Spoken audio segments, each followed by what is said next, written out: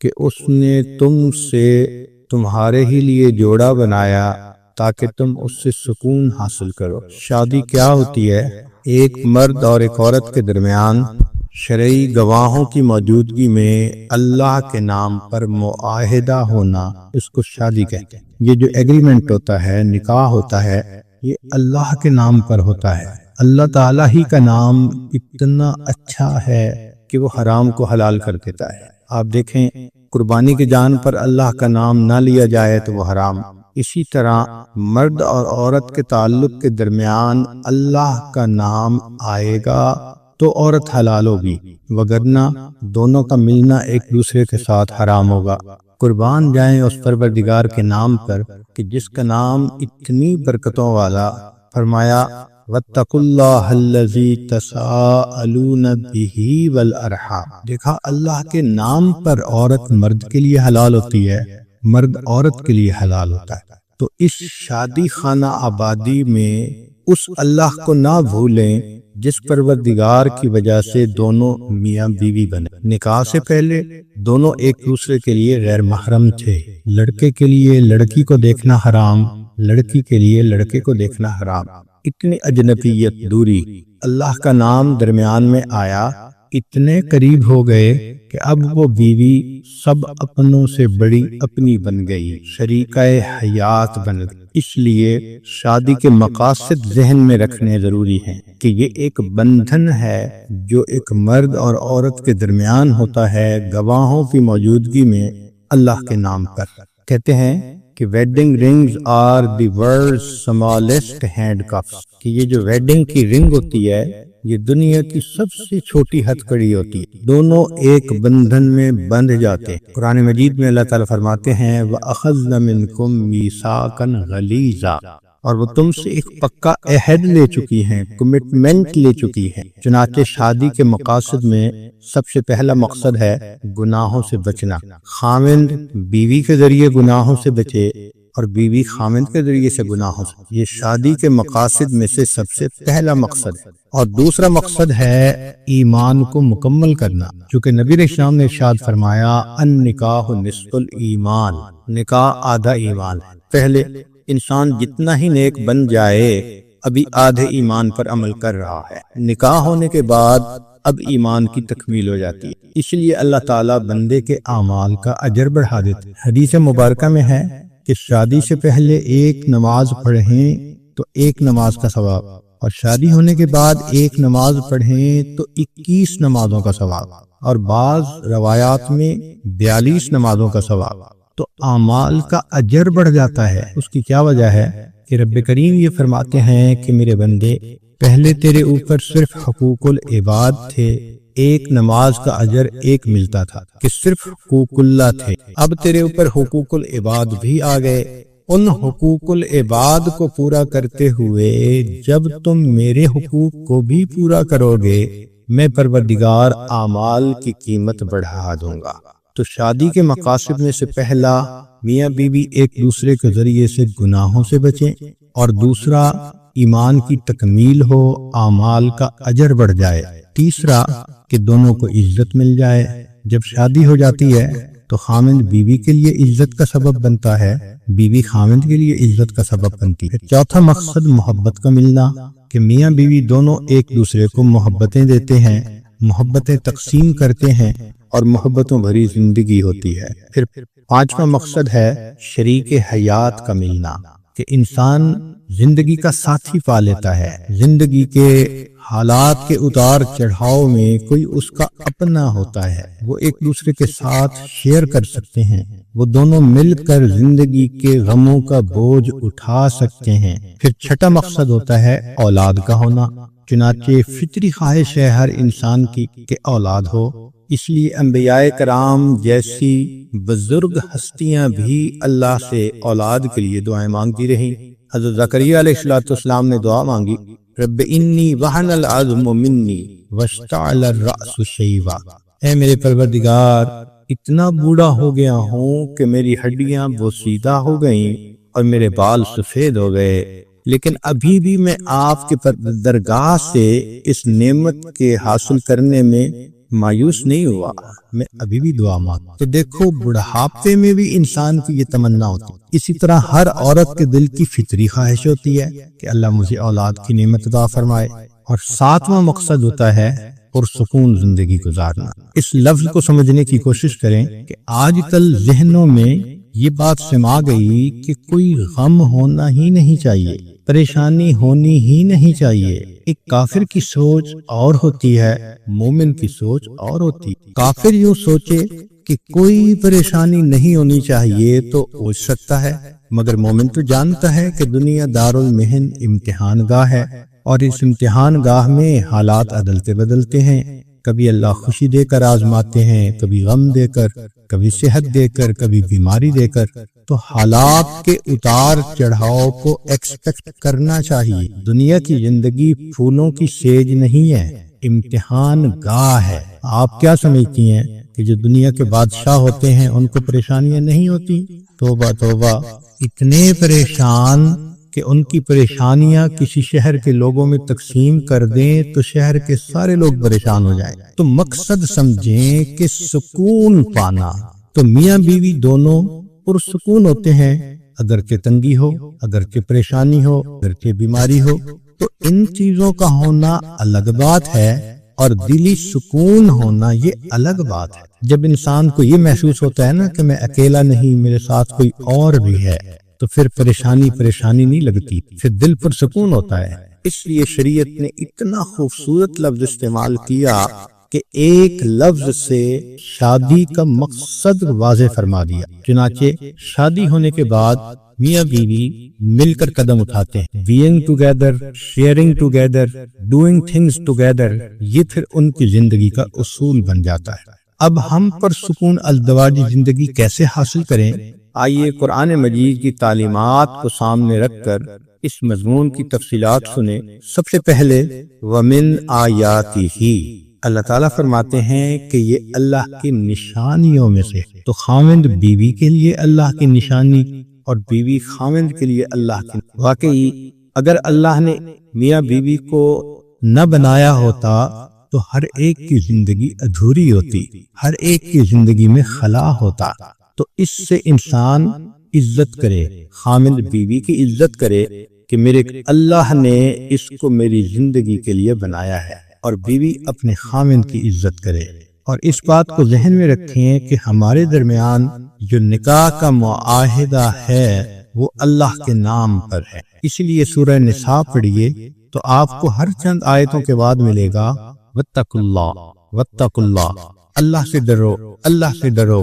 کیونکہ اللہ تعالیٰ جانتے تھے کہ میاں بیوی کا ریلیشن شپ اتنا ڈیلیکیٹ ہوتا ہے کہ اگر بندے کے دل میں اللہ کا خوف نہ ہو تو وہ ظاہر میں سچا بھی بنتا ہے مگر دوسرے کی دل آزاری بھی کر رہا ہوتا ہے۔ اس لیے اللہ نے فرمایا کہ تم مخلوق کا خیال مت رکھو، تمہارا معاملہ اللہ کے ساتھ ہے جو دلوں کے بھید جاننے والا ہے۔ So Allah is the witness to all thoughts, intentions and actions۔ تم جو کر رہے ہو، تمہارے من میں کیا نیت ہے، اس کو اللہ جانتا ہے۔ آگے فرمایا وَجَعَلَ بَيْنَكُمْ مَوَدَّةً وَرَحْمَةً، اور اللہ نے تمہارے درمیان محبت پیدا کر دی۔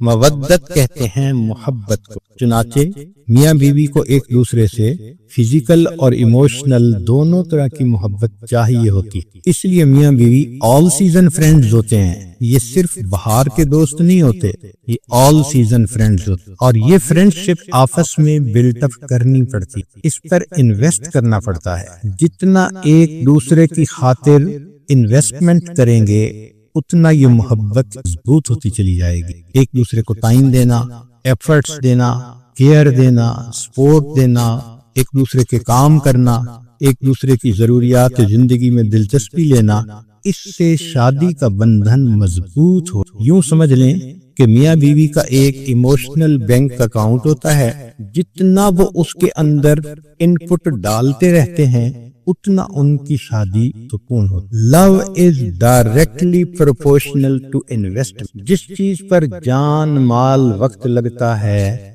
اس کی محبت دل میں آتی، یہ اصول ہے۔ اس کی مثال سن لیجئے، ماں بیٹے کے اوپر کتنی انویسٹمنٹ کرتی ہے، 24 گھنٹے کی خادمہ، پہلے کھلاتی ہے بعد میں کھاتی، پہلے پلاتی ہے بعد میں پیتی، پہلے بچے کو سلاتی ہے بعد میں خود سوتی ہے، کتنی تھکی ہوئی کیوں نہ ہو بچے کی آواز آنے پر فوراً اٹھ کھڑی ہوتی ہے اور بچے کی ضرورت کو پورا کرتی۔ تو جب ماں بیٹے کو دودھ پلاتی ہے، اس کی کیئر کرتی ہے، لک آفٹر کرتی ہے، اتنا اس پر انویسٹمنٹ کرتی ہے تو بچے کی محبت بھی اس کے دل میں آ جاتی ہے، اتنی ٹچی ہوتی ہے، اپنی تکلیف گوارا کر لیتی ہے، بچے کی تکلیف اس سے گوارا نہیں ہوتی۔ انسان تو انسان، جانوروں میں بھی ہم نے دیکھا کہ مدر اپنے بیبی کے بارے میں کتنی پوزیسو ہوتی ہے، پروٹیکٹیو ہوتی ہے۔ اس کی بنیاد کیا کہ ماں کی انویسٹمنٹ ہوئی۔ اب ایک ماں کا بیٹا ہو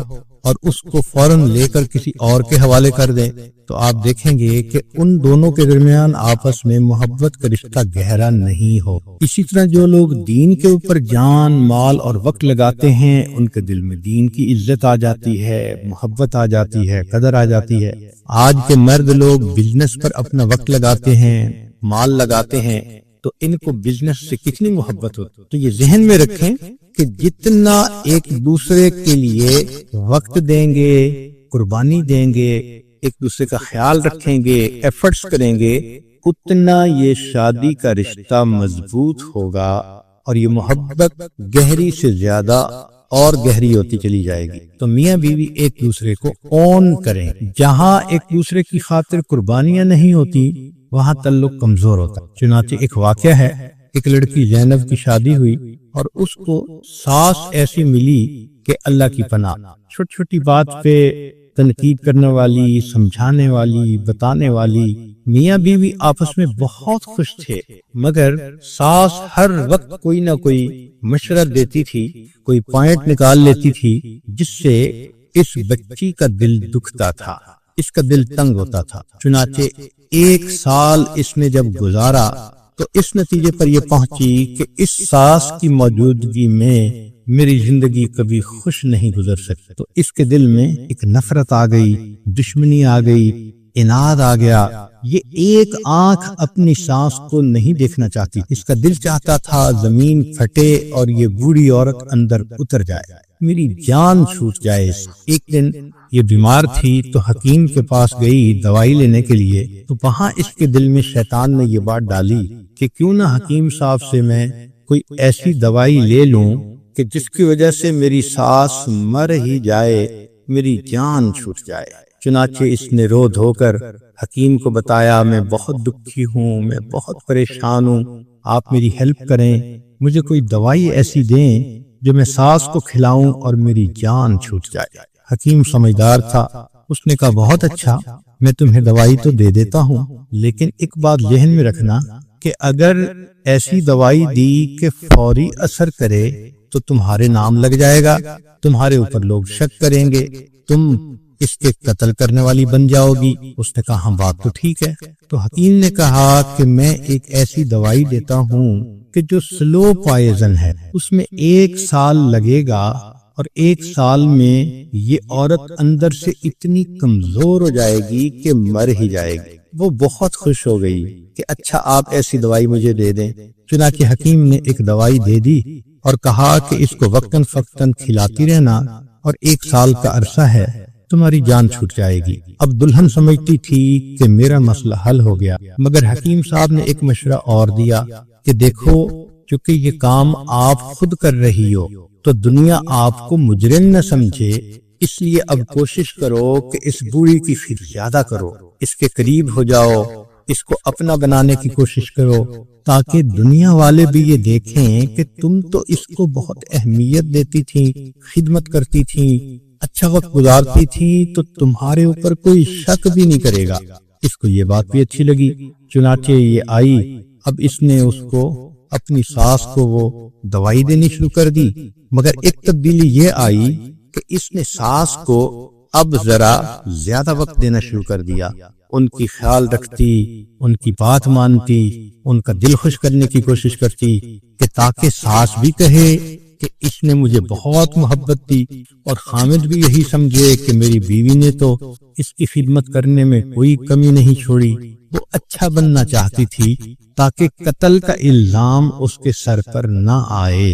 1 سال اس نے خوب محنت کی اور اپنی ساس کی خدمت کر کے اپنے خامند کو بھی خوش کیا، ساس کو بھی خوش کیا۔ لیکن جب 1 سال گزرنے کے قریب آیا تو جب وہ تنہائی میں بیٹھ کر سوچتی کہ اب میری ساس مر جائے گی تو اب اس کے دل کو خوشی کی بجائے غم ہوتا، کیونکہ اب قریب ہونے کی وجہ سے اس کو محبت ڈیولپ ہو چکی۔ چنانچہ 1 سال کے بعد وہ روتی ہوئی پھر حکیم کے پاس آئی اور کہنے لگی کہ پلیز آپ مجھے اس زہر کا کوئی اینٹی ڈوٹ دے دیں، میں نہیں چاہتی کہ میری ساس مرے، وہ اتنی میرے ساتھ اچھی ہو گئی ہے، میں اس کے ساتھ اتنی کمفرٹیبل فیل کرتی ہوں کہ میں نہیں چاہتی کہ وہ فوت ہو۔ جب اس نے یہ کہا تب حکیم صاحب نے بتایا کہ بہت اچھا، میں نے اس کو زہر نہیں دی تھی، ایک عام دوائی دے دی تھی تاکہ تمہارے دل کو تسلی رہے کہ زہر دی جا رہی ہے، لیکن جو میں نے تمہیں نصیحت کی تھی کہ ساس کی خدمت کرو، وقت دو، کی بات مانو، اصل تو یہ بنیاد تھی۔ پہلے تم نے انویسٹمنٹ کوئی نہیں کی ہوئی تھی، تمہیں اس کی بات بری لگتی تھی، وہ تمہیں سمجھاتی تھی تمہارے فائدے کی نیت سے اور تمہیں زہر چڑھتا تھا۔ اب جب تم نے اپنے آپ کو سمجھا کر اس کی خدمت کرنی شروع کر دی تو اب تمہارے درمیان محبت پیدا ہو گئی۔ پریشان نہ ہونا، تمہاری ساس ابھی نہیں مرے گی، اپنی طبعی زندگی گزارے گی۔ اب اس لڑکی کے آنکھوں سے پھر آنسو آ گئے، یہ غم کے آنسو نہیں تھے، یہ خوشی کے آنسو۔ تو سوچئے کہ عورت اگر تھوڑا سا اپنے دل کو صبر دے اور پھر خدمت کرے، محبتیں تقسیم کرے تو حالات خود بہت ٹھیک ہو جاتے ہیں، جو مخالف ہوتے ہیں وہ بھی موافق ہو جاتے ہیں۔ ساس پہلے بھی اچھا چاہتی تھی، سمجھاتی تھی، لیکن یہ سینسٹیو بہت ہو گئی تھی، بات نہیں سننا چاہتی تھی۔ اب جب اس نے اس کی بات سننی شروع کر دی تو ساس بھی بیٹیوں کی طرح اس سے محبت کرنے لگ گئی۔ چنانچہ اس لڑکی اور اس کی ساس کے درمیان محبت مثالی محبت بن گئی۔ اللہ اکبر کبیرہ۔ تو اس لیے میاں بیوی کے درمیان بھی جو محبت ہوتی ہے وہ بھی انویسٹمنٹ ہوتی ہے۔ بیوی خامند کے لیے اپنا ٹائم انویسٹ کرے اور خامند اپنی بیوی پر انویسٹمنٹ کرے تو یہ محبت پھر مضبوط سے مضبوط تر ہوتی جائے گی۔ دوسری بات شریعت نے کہی مودتن و رحمہ، اور تمہارے درمیان ہم نے رحمت کو رکھ دیا۔ دیکھیں جوانی میں میاں بیوی کی محبت میں ایک دوسرے کی جنسی ضرورت کا بھی عنصر شامل ہوتا ہے، لہذا اگر میاں بیوی جھگڑا بھی کریں، ناراض بھی ہوں تو شام کو پھر دونوں اکٹھے ہوتے ہیں، خامند کو بیوی کی ضرورت، بیوی کو خامند کی ضرورت۔ لیکن جب بڑھاپا آ جاتا ہے تو اس وقت یہ جنسی ضرورت کا پہلو نہ ہونے کے برابر ہو جاتا ہے، تو اس وقت تو ایک دوسرے کے ساتھ اگر جھگڑا ہو تو نفرتیں پکی ہو جاتی ہیں۔ تو شریعت کی خوبصورتی دیکھیے کہ اللہ رب العزت نے ایک دوسرا لفظ استعمال کیا کہ تمہارے درمیان مودت بھی رکھ دی اور رحمت بھی رکھ دی۔ رحمت کہتے ہیں کہ اب تم ایک دوسرے کے ساتھ جو زندگی کا اتنا عرصہ گزار چکے، اب اس کی قدردانی کرو اور اس کی وجہ سے ایک دوسرے کے ساتھ درگزر کا معاملہ۔ تو رحمہ is to give without asking to return، اس کو رحمت کہتے ہیں۔ یعنی جو آپ اپنی جوانی میں ایک دوسرے کے لیے انویسٹمنٹ کر چکے ہیں اس کو آنر کریں، اس کا احساس کریں۔ خامند یہ سوچے جب یہ میرے پاس آئی تھی، چھوٹی عمر تھی، خوبصورت تھی، اب اتنے بچوں کی ماں بن گئی، اب اس کی وہ صحت نہ رہی، وہ خوبصورتی نہ رہی، اس نے تو اپنی لائف ہی انویسٹ کر دی، تو اس کی قدر ہونی چاہیے۔ بیوی بھی سوچے کہ میرے خامند نے مجھے سایہ دیا، مجھے گھر دیا، مجھے عزت دی، یہ میرے اتنے بچوں کا باپ ہے، اب اگر یہ بڑھاپے میں ذرا سینسٹیو طبیعت کا مالک بن بھی گیا ہے تو کوئی بات نہیں، مجھے برداشت کرنا چاہیے۔ تو رحمت کا لفظ سبحان اللہ ایک دوسرے کی قدردانی کرنا اور گزرے ہوئے وقت کا لحاظ کرنا۔ چنانچہ ایک آدمی جو دفتر کے اندر اچھی پوسٹ پر تھا، اس کے دفتر میں ایک لڑکی سیکرٹری بنی جس کا نام للی تھا۔ تھوڑے دنوں کے بعد یہ افسر صاحب اس لڑکی کے ساتھ برے تعلق کے اندر گرفتار ہو گئے۔ اب اس کے دماغ میں ہر وقت وہ لڑکی سے مائی ہوئی ہوتی اور اس کا جی چاہتا کہ بس میں ابھی شادی کروں۔ لڑکی کی ریکوائرمنٹ یہ تھی کہ تم پہلی بیوی کو طلاق دو پھر میں شادی کروں۔ چنانچہ اب اس نے گھر میں آ کر اپنی خوشیوں بھری شادی شدہ زندگی کو خود خراب کرنا شروع کر دیا۔ بیوی کے ساتھ برے طریقے سے بول رہا ہے، اس کو اگنور کر رہا ہے، اس کے کاموں میں دلچسپی نہیں لے رہا، بچوں کے سامنے اس کو ڈانٹ ڈپٹ کر رہا ہے۔ اب بیوی پریشان کہ اس کو ہو کیا گیا، یہ تو اتنا اچھا خاوند تھا، اچانک کیا اس میرے اندر تبدیلی آ گئی کہ آنکھیں ہی بدل گئیں۔ چنانچہ اپنی طرف سے تو اس نے ہر ممکن کوشش کی خوش کرنے کی، مگر یہ بندہ تو خوش ہونا ہی نہیں چاہتا، اس کی نیت ہی بد تھی۔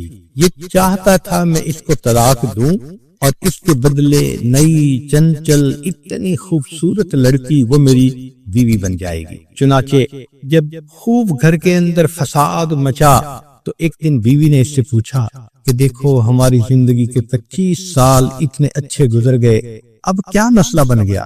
تو اس نے کہا کہ اصل میں تمہیں طلاق دینا چاہتا ہوں اور میں اور شادی کرنا چاہتا ہوں۔ بیوی نے پوچھا کیوں؟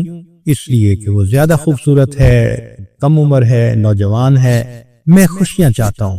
اب بیوی نے سمجھانے کی کوشش تو بہت کی، مگر خامن کے تو دماغ میں کچھ اور ہی شیطانیت بھری ہوئی تھی۔ اس نے کہا دیکھو مجھے تو طلاق دینی ہے اور تم سے جان چھڑانی ہے، اور میں اپنی خوشی کی خاطر دوسری شادی کر کے ہی رہوں گا۔ جب بیوی نے محسوس کر لیا کہ یہ بندہ اپنے دل میں ایک فیصلہ کر چکا ہے تو اس نے کہا کہ اچھا آپ کیا چاہتے ہیں؟ خامن نے کہا کہ چونکہ میرے پاس تنخواہ بہت ہے، مال و دولت ہے، میں تمہیں یہ گھر بھی دے دیتا ہوں اور میں تمہیں گاڑی بھی دے دیتا ہوں۔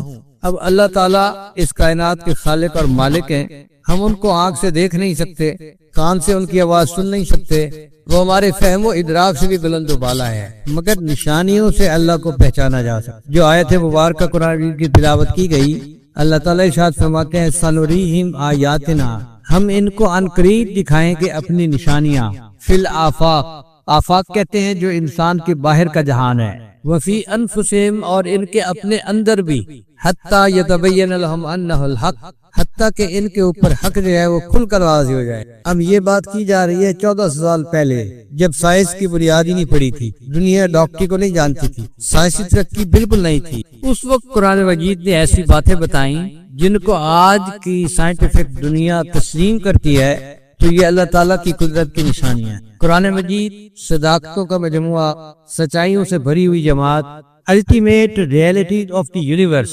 اللہ نے کائنات کی صداقتوں کو قرآن میں اکٹھا کر دیا ہے۔ قرآن مجید میں اللہ تعالیٰ فرماتے ہیں کہ ہم نے زمین اور آسمان کو پیدا کیا، تم ذرا آنکھ اٹھا کر دیکھو، حل تری من فطور، تمہیں زمین و آسمان کی پیدائش میں کوئی کمی نظر آتی ہے، کوئی نقص نظر آتا ہے؟ اور فرمایا کہ اگر ایک دفعہ نظر نہیں آتا تو دوبارہ آنکھ اٹھا کے دیکھو۔ تو جو وائٹ کپل بیٹھا ہوا تھا اس میں خامن نے اونچی آواز سے کہہ دیا کہ ویمنز آر انپریڈکٹیبل، بس یہ کہنا تھا کہ بیوی تو پھر شروع ہو گئی۔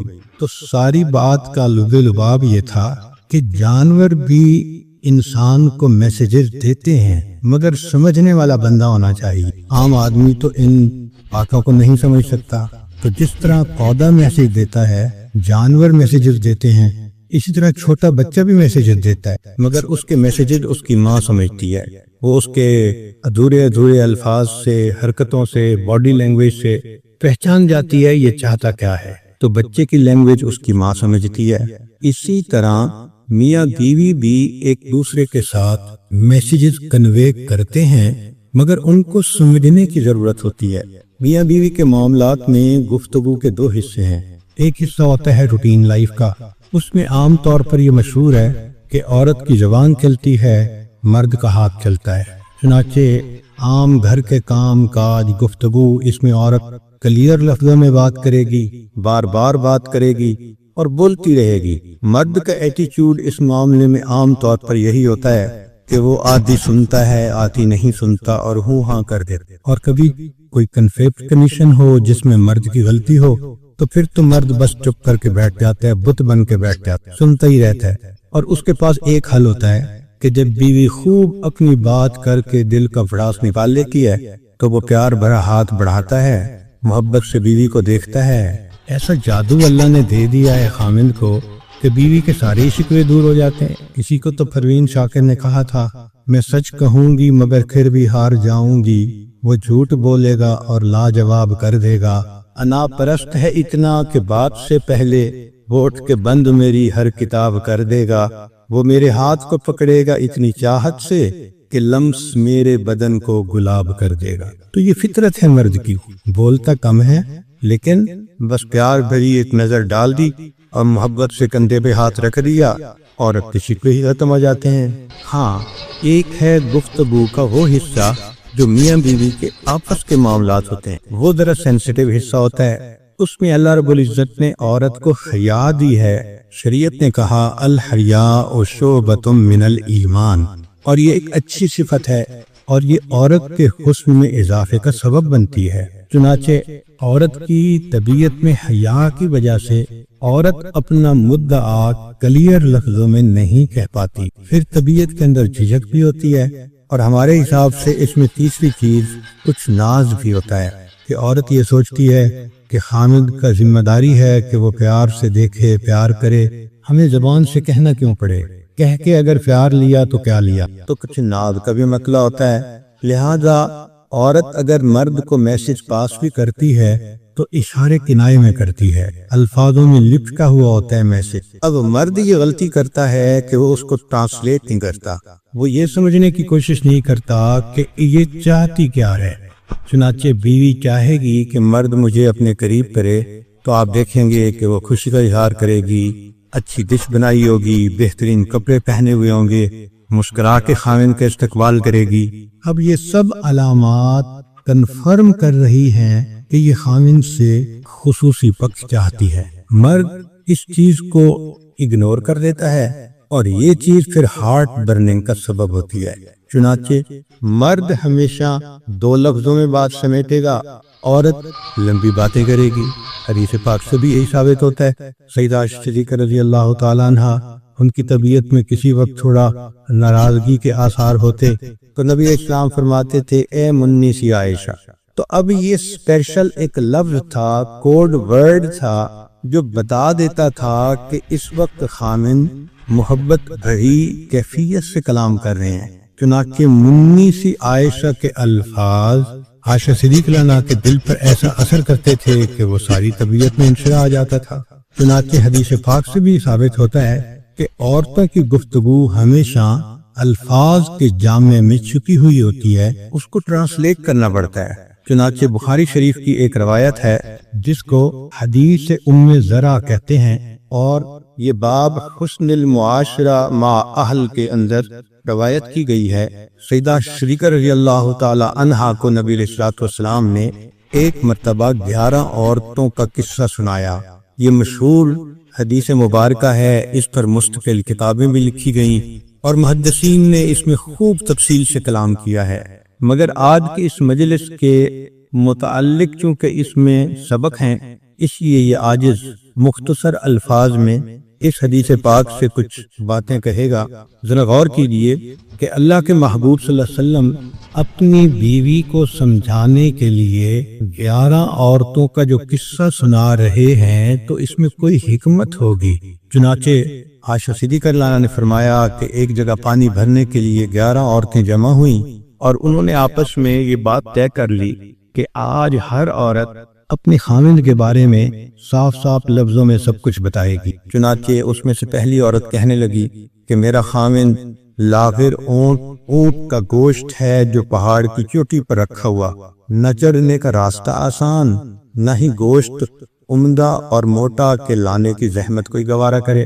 اب ان الفاظ سے خاک سمجھ نہیں آتی کہ کیا اس نے کہا، لیکن وہ اپنا میسج دے گئی۔ لاغر اونٹ کی مثال، پھر گوشت کی پہاڑ کی چوٹی پہ رکھا ہوا، چڑھنا بھی آسان نہیں، گوشت لانا بھی آسان نہیں۔ تو اصل میں اس کا جو خاوند تھا وہ امپوٹنٹ تھا، تو اس نے اس کو لاغر گوشت کی مثال دی، اونٹ کی مثال دی، اور پھر بیوی کے قریب بھی نہیں آتا تھا تو پہاڑ پہ رکھا ہوا گوشت تھا کہ اس کے پاس پہنچنا ہی مشکل تھا۔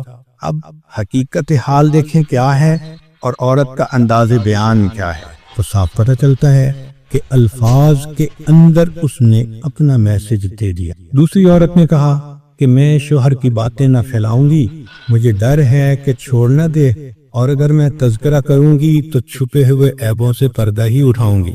اس کو کہتے ہیں کچھ بھی نہ کہا، کچھ کہہ بھی گئے، کچھ کہتے کہتے رہ بھی گئے۔ تو ایک طرف تو کہہ رہی ہے کہ میں شوہر کی باتیں نہیں پھیلاؤں گی کہ ڈر ہے چھوڑ نہ دے، مگر یہ بھی کہہ رہی ہے کہ اگر کروں گی بات تو چھپے ہوئے عیبوں سے پردہ ہی اٹھاؤں گی۔ تو مطلب یہ کہ وہ ill mannered بندہ تھا اور وہ چاہتی تھی کہ اس کی بات میں کیا عورتوں میں کروں۔ تیسری عورت نے کہا میرا شوہر تو بہت لمبا چوڑا تڑنگا ہے، بات کروں گی تو طلاق ملے گی اور چپ رہوں تو معلق رہتی ہوں۔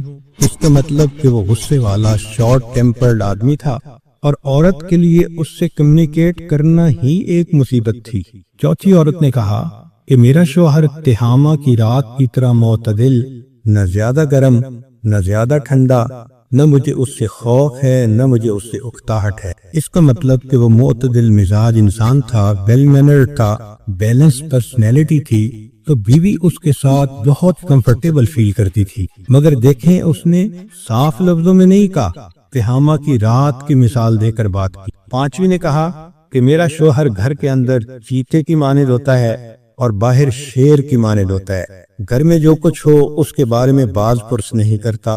تو چیتا ایک شائی اینیمل ہے، تو خامن گھر میں آتا تھا تو طبیعت کے اندر شائنس تھی، تو وہ عورت کے اوپر اتنی روک ٹوک نہیں کرتا تھا، گھر کے معاملات میں عورت کو انڈیپینڈنس دیتا تھا۔ البتہ جب باہر نکلتا تھا تو پھر شیر کی طرح ہوتا تھا۔ اس کا مطلب یہ کہ یہ عورت کا خامد کریم تھا، اچھے بیہیویئر والا تھا، اور باہر سوسائٹی میں اس کی ایک ریسپیکٹ تھی اور لوگ اس کو اپنا بڑا سمجھتے تھے، اس لیے لائن کی مثال دی۔ چھٹی عورت نے کہا کہ میرا شوہر تو کھانا چٹ کر جاتا ہے، پانی ختم کر دیتا ہے، لیٹتا ہے تو منہ لپیٹ کر، اور ساتھ والوں کا حال ہی نہیں پوچھتا۔ وہ مشہور مقولہ ہے کہ کھاؤ ڈٹ کے، جو ڈٹ کے کھائے گا وہ جم کے سوئے گا۔ تو صاف ظاہر ہے کہ وہ بہت اوور ایٹ کرتا تھا، اور جو شخص اتنا زیادہ کھائے تو وہ نیند اتنی غالب ہوتی ہے کہ اسے پاس والے کا احساس ہی نہیں ہوتا۔ ساتویں عورت نے کہا کہ میرا شوہر گمراہ ہے یا عاجز، سینے سے دبانے والا، تمام دنیا کے عیب موجود، سر پھوڑے یا زخمی کرے، دونوں کام اس کے لیے آسان۔ اس کا مطلب یہ کہ اس کا جو خاوند تھا وہ جھگڑالو طبیعت والا تھا، فائٹر قسم کا بندہ تھا، ذرا سی بات پہ لڑنے مرنے پہ تیار ہو جاتا۔ آٹھویں عورت نے کہا کہ میرا شوہر خرگوش کو چھونے کی طرح نرم ہے اور زرنب گھاس کی طرح خوشبودار ہے۔ اب اس نے خاوند کو دیکھو کس طرح ڈسکرائب کیا کہ خرگوش چھونے کی طرح نرم ہے اور زرنب گھاس کی طرح خوشبودار ہے۔ اس کا مطلب یہ کہ اس کا خاوند گڈ لکنگ بھی ہوگا، سافٹ ہارٹڈ بھی ہوگا اور اٹریکٹیو بھی ہوگا۔ جادو ہے صنم تیری آنکھوں میں، خوشبو ہے پیا تیری سانسوں میں۔ اب اس نے پوری صورتحال کو ایک نرم پیارے خرگوش کے ساتھ مثال دے کر سمجھایا۔ نویں عورت نے کہا کہ میرا شوہر تو اونچے ستونوں والا، لمبی نیام والا، بہت سخی، اس کا گھر دار المشورہ، یوں لگتا ہے کہ اس کا خاوند کوئی سوشلی ایکٹیو انسان تھا جس کے گھر پر لوگ آتے تھے اور آپس کے معاملات طے ہوتے تھے، سلو ہوتی تھی، ڈسکشنز ہوتی تھیں، تو اس نے اپنے خاوند کو اس طرح سے دسویں عورت نے کہا کہ میرے شوہر کا نام مالک تمام ذہنی تعریفوں سے بلند و بالا، یعنی میں اس کی تعریف ہی نہیں کر سکتی، وہ اتنا اچھا انسان، اونٹ تھان پر زیادہ چراگاہ میں کم۔ اس کا مطلب یہ کہ فیلڈ میں جانور تھوڑے ہوتے ہیں اور گھر میں جو قربانی کے لیے بندھے ہوتے ہیں وہ زیادہ ہوتے ہیں، اور قربانی کے لیے جو بندھے ہوتے ہیں وہ اس لیے کہ مہمانوں کی آمد و رفت زیادہ ہوتی، تو باجے کی آواز سن کر اونٹ ذبح ہونے کے لیے تیار ہو جاتے ہیں۔ یعنی ان کے ہاں دستور تھا کہ جب مہمان آتا تھا تو ایک باجے کی آواز وہ بجا دیتے تھے، تو جو لوگ تھے ان کو پتا ہوتا تھا کہ اب جانور کو ذبح کیا جائے گا، تو وہ قریب آتے تھے۔ یہ خاوند ویل بیہیو تھا اور یہ گڈ ہوسٹ تھا، مہمان نواز انسان تھا، اللہ نے دسترخوان بڑھا دیا تھا، تو عورت نے اس کی ان الفاظ میں ڈسکرپشن بتائی۔ پھر 11ویں عورت نے کہا کہ میرے شوہر کا نام ابو ذرا، اس نے میرے کان زیور سے بوجھل کر دیے، یعنی سونے سے مجھے لاد دیا، اور میرے پاؤں چربی سے موٹے ہو گئے، یعنی کھانے پینے کی فراوانی تھی۔ اتنا پیار دیا کہ میں نے حال غریب گھرانے سے لایا اور امیر گھرانے میں بسایا۔ کام کرنے والے سب کے سب گھر میں موجود، نوکر چاکر۔ میں بولتی تو روک ٹوک نہیں تھی، میں سوتی تھی تو صبح کر دیتی تھی۔ یعنی اس نے مجھے پوری محبت کے ساتھ سہولت کی زندگی میں رکھا ہوا تھا۔ میں اپنی نیند پوری کرتی تھی، نہ مجھے گھر کے کاموں کی کوئی ایسی مصیبت تھی۔ اس نے مجھے اتنے پیار سے رکھا تھا۔ پانی پیتی تھی تو سہولت و اطمینان سے۔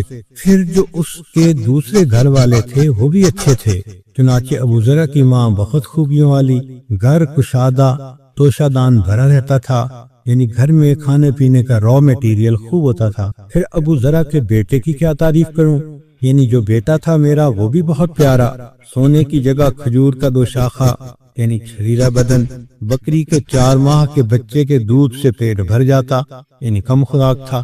ابو ذرا کی بیٹی کی خوبیاں کیا گنواؤں، باپ کی فرما بردار، صحت مند کہ چادر اس کے جسم سے بھر جائے، اپنی سوکن کے لیے حسد اور غصے کا باعث، یعنی وہ خوبصورت بھی تھی اور خوبصیرت بھی تھی۔ اللہ رب العزت نے ان کو اتنی اچھی بیٹی دی۔ ابو ذرا کی کنیز بھی بہت اچھی، نہ باتوں کو کھلانے والی، نہ رکھی ہوئی چیزوں سے کچھ نکالنے والی، یعنی نہ چوری کرتی تھی، نہ باتوں کو لوگوں تک پہنچاتی تھی، نہ ہی گھر کو گھاس پھوس سے بھرنے والی، یعنی گھر کو گندا بھی نہیں رکھتی تھی، صاف رکھتی تھی۔ ابو ذرا ایک دن گھر سے نکلا، دودھ بلونے کا وقت تھا جانوروں کے پاس جانے کے لیے۔ اس نے ایک عورت کو دیکھا جس نے 2 بچوں کو اٹھا کے سینے سے لگایا ہوا تھا۔ اس کو وہ عورت پسند آ گئی، چنانچہ اس نے مجھے طلاق دے دی اور اس عورت سے نکاح کر دیا۔ میں نے اس کے بعد ایک شریف آدمی سے نکاح کیا جو تیز گھوڑوں پہ سوار ہوتا تھا، ہاتھ میں نیزہ رکھتا تھا۔ وہ میرے لیے بہت سے مویشی لایا اور ہر ایک میں سے ایک ایک جوڑا لیا اور کہا کہ ذرا خود بھی اس میں سے کھاؤ اور اپنے عزیز و اقارب کو بھی کھلاؤ۔ جو کچھ اس نے مجھے دیا اگر میں سب جمع کروں تو ابو ذرا کے سب سے چھوٹے برتن کے برابر بھی نہیں ہو سکتا۔ نبی علیہ السلام نے یہ واقعہ سنا کر فرمایا کہ عائشہ، میں تمہارے لیے ایسا ہوں جیسا ذرا کے لیے ابو ذرا تھا۔ فرق یہ ہے کہ ابو ذرا نے طلاق دے دی تھی، میں تمہیں طلاق نہیں دوں گا۔ اب ذرا غور کیجئے کہ اس میں سے 2 باتیں سامنے آتی ہیں۔ ایک تو یہ کہ عورت جب بھی بات کرے گی وہ ہمیشہ اشاروں کنایوں میں کرے گی۔ یہ مرد کی ریسپانسبلٹی ہوتی ہے کہ وہ اس کو سرفیس الفاظ کے معنی نہ لے بلکہ ان کو ٹرانسلیٹ کرنے کی کوشش کرے، مدعا سمجھنے کی کوشش کرے، اس میں چھپے ہوئے میسج کو جاننے کی کوشش کرے۔ اکثر مرد یہاں کوتاہی کرتے ہیں اور ہم نے دیکھا کہ یہی چیز بالآخر ذہنی انتشار کا سبب ہوتی ہے اور گھروں کے اندر پھر آپس میں جھگڑے اور مس انڈرسٹینڈنگ ہو جاتی ہیں۔ دوسری بات یہ کہ عورت کو ایشورنس چاہیے ہوتی ہے کہ میرا خامند مجھ سے خوش ہے، مجھے چھوڑے گا نہیں، مجھے تنہا نہیں کرے گا، میرا گھر نہیں اجڑے گا۔ تو دیکھیں اللہ کے پیارے حبیب صلی اللہ علیہ وسلم نے سیدہ عائشہ صدیقہ رضی اللہ تعالیٰ عنہ کو ری ایشور کیا کہ دیکھو اس نے طلاق دی تھی، میں تمہیں طلاق نہیں دوں گا۔ جتنا وہ اپنے بیوی کے لیے اچھا تھا کہ بیوی تعریفیں کرتے نہیں تھک رہی، میں اس سے بھی زیادہ تمہارے لیے اچھا ہوں۔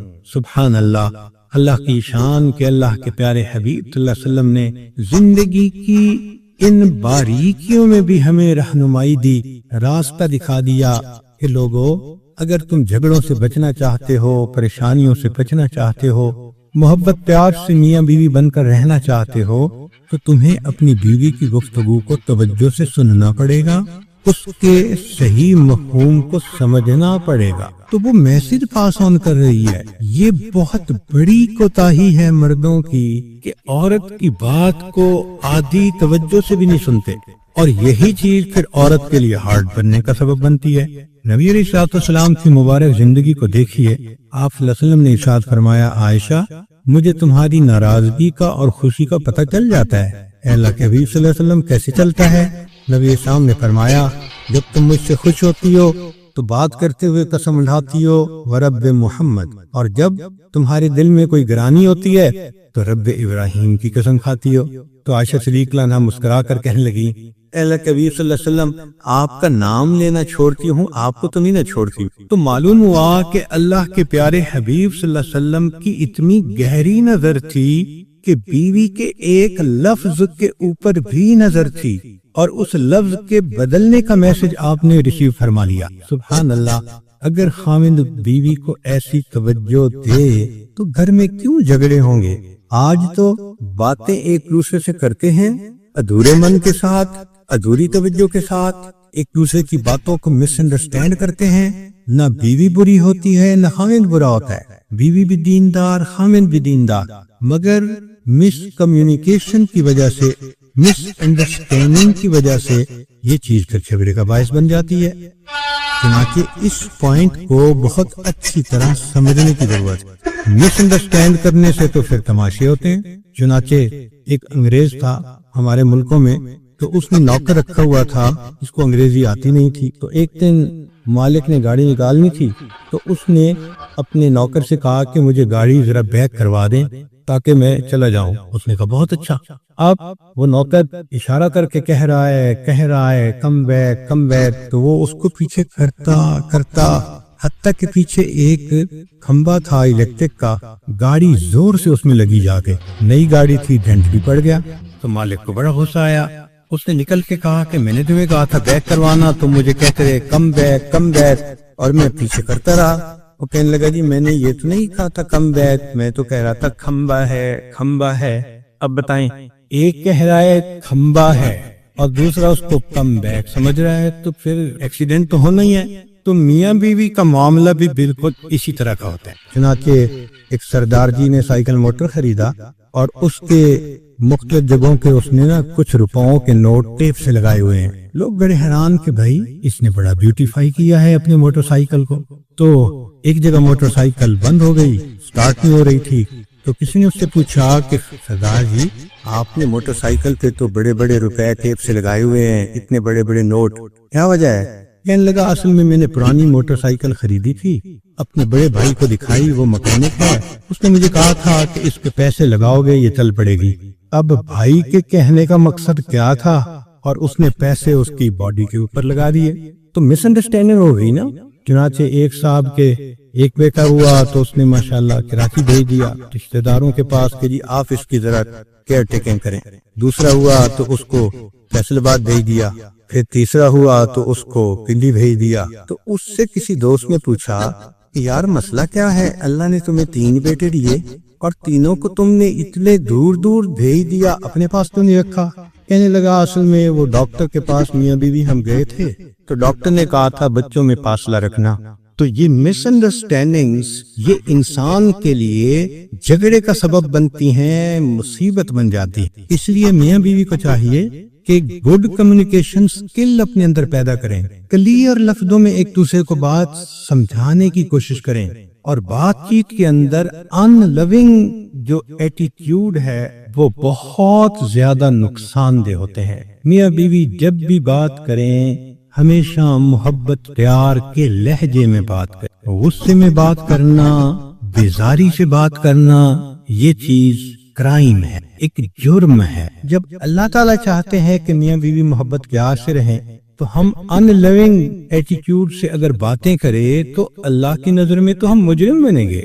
اس لیے شریعت المدعا کو سمجھنے کی ضرورت ہے۔ اب ذرا سن لیجئے کہ جھگڑا شروع کیسے ہوتا ہے۔ یہ ایک سینسیٹیو سا پوائنٹ ہے، امید ہے کہ عورتیں مدعا کو سمجھنے کی کوشش کریں کہ عورت بات کرتی ہے تو وہ انڈائریکٹ ہوتی ہے، مرد اس کو ٹرانسلیٹ نہیں کرتا اور آن دی سرفیس اس کا معنی لے لیتا ہے، اور مرد آگے سے سپورٹ جواب دے دیتا ہے، اور میاں بیوی کے اندر آرگومنٹ شروع ہو جاتے ہیں۔ تو ذرا سنیے، عورت کہتی ہے ہم تو کبھی باہر ہی نہیں گئے، ہم تو کبھی